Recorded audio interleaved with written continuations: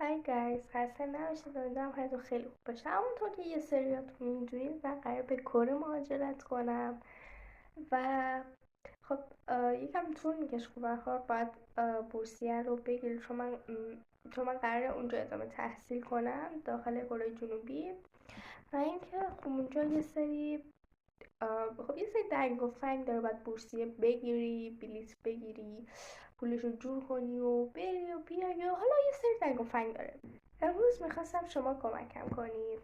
میخواستم بدونم کسی هست که به خارج رفته باشه یا راجع به بورسیه و این چیزا بدونه. اگه میدونید لطفا تو کامنت بهم بگید، خیلی ممنون میشم. خب ببینید، من اولین بار دارم به کره جنوبی سفر میکنم.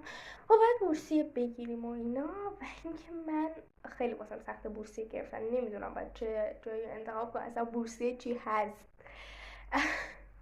شاید واسه تو عجیب باشه، ولی خب من اصلا تو فاز اینجور چیزا چون نبودم. یه دفعه شد که برم کره درس بخونم و اینا. یکم سردرگمم، نمیدونم باید چیکار کنم و اینا. و هم ممنون میشم از اینکه شما بهم کمک کنید. به هم بگید بورسیه اصلا چی هست، چون من نمیدونم واقعا. لطفا جواب این سوالم رو تو کامنت ها بگین، وگرنه برای رفتن به مشکل برمیخورم.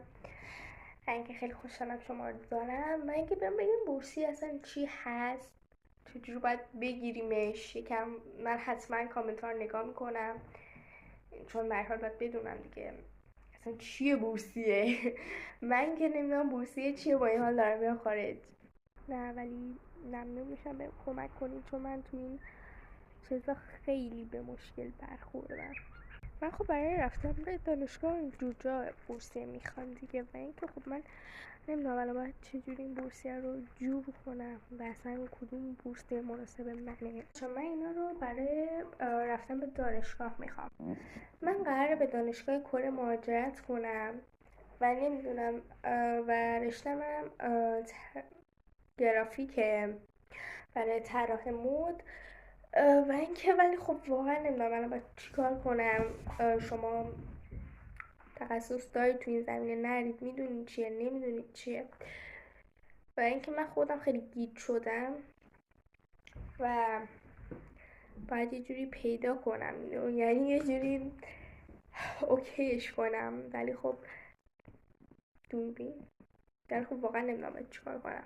خلاصه زیاد حرف زدم، ببخشید. من اصلا اهل اینقدر